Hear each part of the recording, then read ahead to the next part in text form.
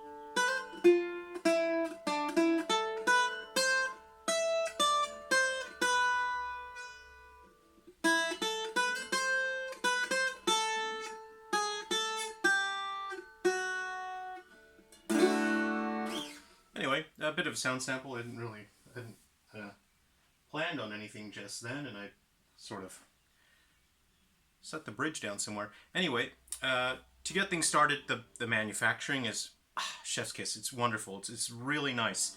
Um, there are only some just really minor nitpicks that I have with the manufacturing. It's so minor, it doesn't matter at all. There's just very minor cosmetic things. I really just greatly admire the finish on this. It is a handsome instrument. This is something to admire just visually. When you look at the thing, you think that's a lovely instrument.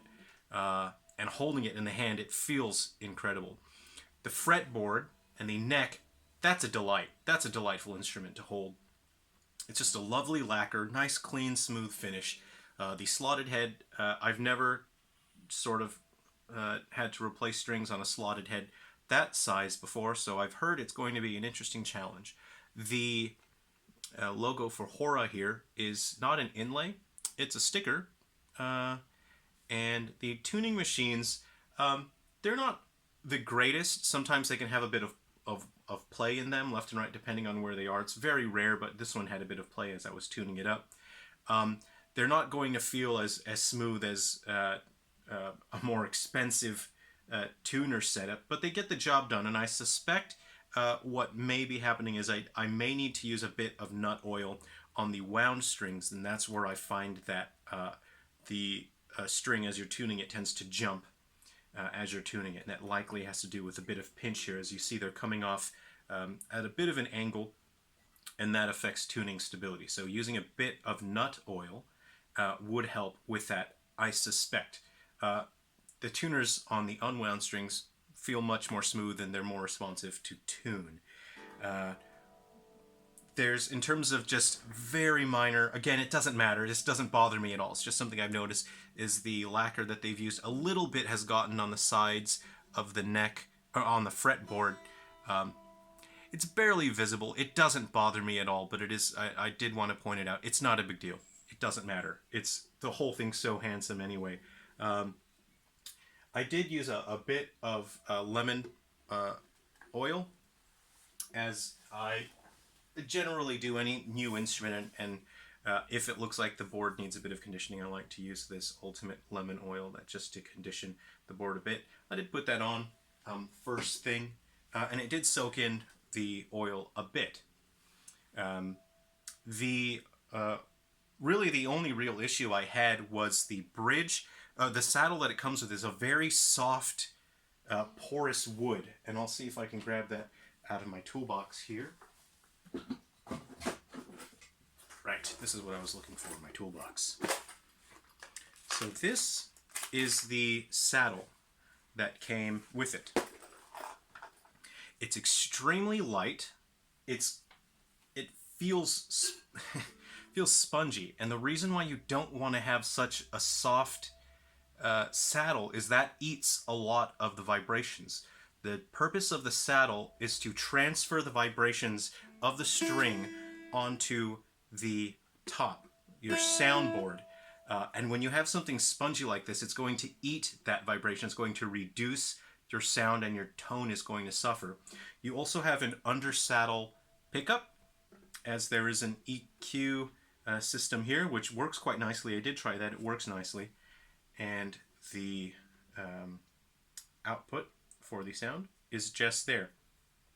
So I played it for a minute or two with this default saddle on there, and I could hear what the strings were trying to do, and I could actually hear this eating a lot of the sound.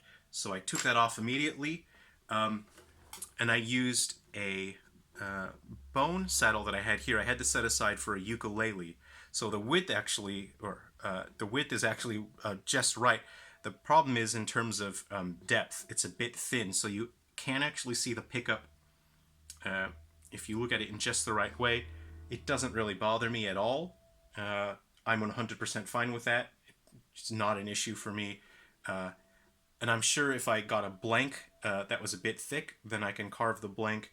But it's kind of hard to find blank bone saddles with that sort of thickness. So I'm happy with it. I'm fine. It doesn't bother me. And I did have to, again, angle it a little bit to get the intonation right, but the intonation, fantastic. That's good intonation on that. But again, I had to angle it a little bit. So it was pretty easy. That only took about, 10, 15 minutes to slot that and to get it just right. And the sound, once I put the bone on there, it blew me away. It's a totally different instrument when you swap out that saddle. So I'm disappointed that they don't use a better solution for their saddles just out of the factory. It's a little bit heartbreaking to think that these beautiful instruments are going out to people all around the world, and those people don't realize that their instrument could sound substantially better, have much richer, deeper tone, and more projection if they swapped out that flimsy wood saddle that's quite thin and spongy, if they swapped it out for something like bone. So that was my one and single issue, and it's such an easy fix, it doesn't really count as an issue. Again, my concern was more for other people that didn't know the difference and didn't know that their instrument could sound better. The tailpiece here doesn't have any sort of ornamentation on it, which I was a little bit surprised. I saw the photo on the sale, and I thought, okay, there's no ornamentation. I'm used to seeing sort of mandolins have a bit of carving and things like that. And even the tailpiece that I purchased to build, to convert my guitar into a mandocello, even that had a bit of ornamentation. Doesn't bother me. I think it looks fine, but I think it would have added just a little bit of nice flair to have, some ornamentation on there. Not a big deal. Again, it's just cosmetic.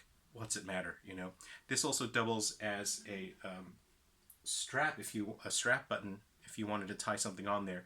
It does not include a button for a strap, and I'm really against sort of tying things on the neck. I'm not a fan of that. You could add a button if you wanted, but I'm not an engineer, so I'm not going to tell you where safely to put that, especially on this instrument. So it's best to ask around on the internet if you did want to put a button on that for your strap. I'm not going to put a strap button on there.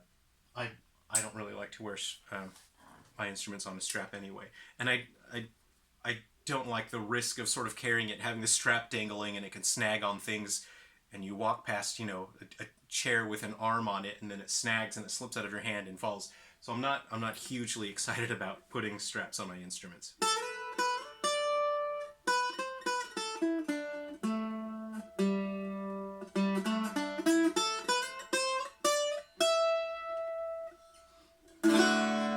terms of expressiveness, there's a lot you can do with this. There's such a beautiful, unique tone to it, and there's a lot of sustain.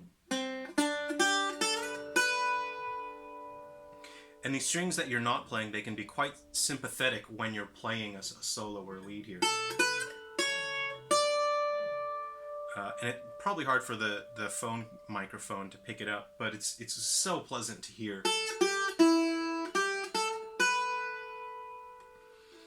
You will get overtones from these guys here. So say, for example, I wonder if the camera will pick it up. I'll mute these. And you can hear ringing from that. So I would recommend just tying. You can get those sort of rubber stoppers to go on there that you often see on mandolins, or you can tie it, a bit of lace or leather around that. So I'll figure out a solution that I think looks nice, and I'm not sure if these need it as well. I will check that. These are the strings that came with it.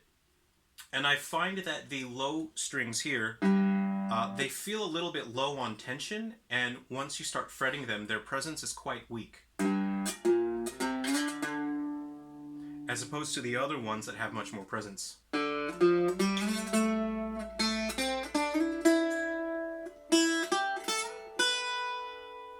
When you order strings, say for example from D'Addario, their bottom strings, I think their gauges are 46. There's no way that this is a 46. So I'm considering picking up the D'Addarios at some point in the future, if I'm saying D'Addarios or D'Addarios correctly. I'm sure it doesn't really matter. But the strings that come with it are actually nice. Normally when you pick up an instrument, you get strings that you can tell it's not great, and they're holding the instrument back. But these sound fine. And at some point in the future, when I do change them over, I'll pick up those D'Addarios and I'll see how they go. But I'm certain that they are imbalanced because the bottom strings, the gauge is too light. So there's a little bit of imbalance in terms of sound.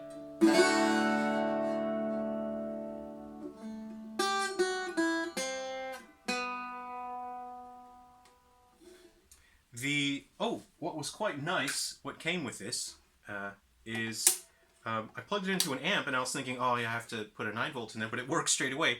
They included a 9-volt battery, which wasn't necessary for them to do, and it's not a big deal, but it was just very considerate of them. It was very nice. That was a nice bonus that they included a 9-volt.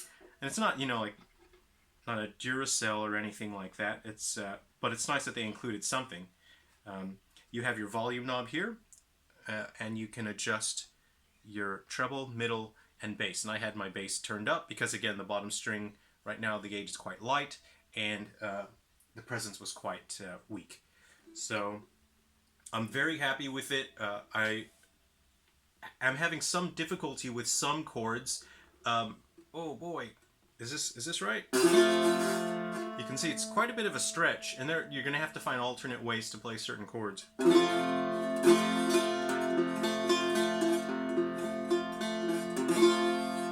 So if you've got big ol' hands with long, piano fingers, good for you.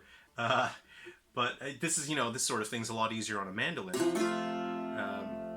But on an octave mandolin, bit of a stretch. You won't be doing chop chords or anything like that. And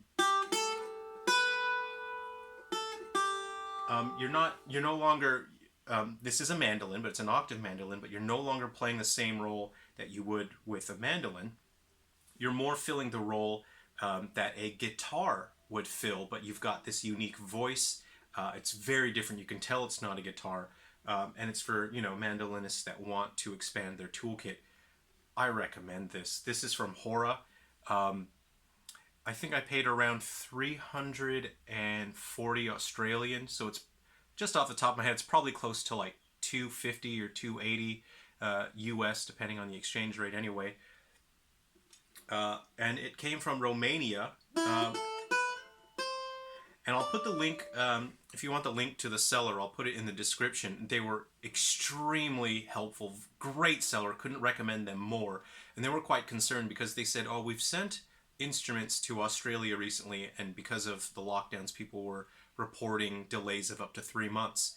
And they were very upfront. They were very honest about it. And I said, that's totally fine. I appreciated that they were honest with me. And they said, do you still want to send it? If you're not happy with that, we can cancel the order. And I said, no, send it. I'll wait however long it takes. And it took less, I think it took less than a month to get here. So I'm very happy with that. Came all the way from Romania, where I think Hora, the manufacturer, I think they are based in Romania. So other than that, this sort of this oval sound hole has a really cool design to it. It's just neat to look at. This is the bridge is slightly fixed in place because of the electronics for the pickup. But if you were to take all of the strings off, this sort of pivot point here will stay in place. The rest of it swings around a little bit. It's not a huge deal. Gee, I wish I could. I don't know if I'm showing the luster of this thing. It's so handsome. The wood is absolutely beautiful. Just have a look at that, This is a solid spruce top, and it's quite a thick top, which is why it has such great projection and sustain to it.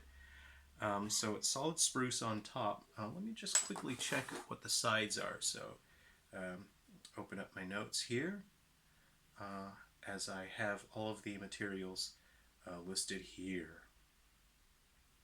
Okay. And I have, okay, let's see here, octave mandolin. It's the sides and the neck are maple, the back solid maple, and the top solid spruce. Now the scale length is 23 inches. Well, it converts to about 23. And this is plastic up here. I can tell it's not bone, it's plastic. But that doesn't matter because you have the 0 fret here. And the 0 fret will help cut down wearing on the nut itself, which means you're not likely going to have to replace the nut at any point. And it doesn't matter that it's not bone. Plastic is fine because you have the 0 fret there. So this doesn't contribute to the sound at all. It holds it in place. Other than that, I strongly recommend this instrument. It's absolutely well worth the money. It's so beautiful. It has such a unique voice. So if you are a musician and you've been feeling like you're sort of stuck in terms of the sounds that you can create with your instrument, try one of these. Try the octave mandolin. The model number is the model name is Bouzouki EQ. It can fill the role of a bouzouki or an octave mandolin. They sort of have a very similar setup, and you can sort of adjust the strings how you like. But I absolutely recommend this. I'm over the moon about it. It's such a beautiful instrument, and I'm certain that I will be playing it a huge deal. I'll be playing it a great amount. I'll be taking it to my music clubs. And it's nice to just strum away on the chords. It has a very unique voice. It's so pleasant to listen to. The manufacturing and the materials are wonderful. It's such a delight to look at. It's a delight to hold. I would have liked slightly smoother tuners, and that saddle absolutely needs replacing. So get rid of that flimsy, sponge-like wood. Put a bit of bone in there. You're going to get a much better sound. This is a fantastic instrument. I'm going to give this 100 stars out of 10. That's it. If you're thinking about picking one up, go ahead and pick one up. I'm not sponsored, or I'm not connected to the seller in any way, but I appreciate what a great seller they were, so I'll put the link to their eBay shop in the description of this video. So thank you for watching, and I hope this was interesting to you.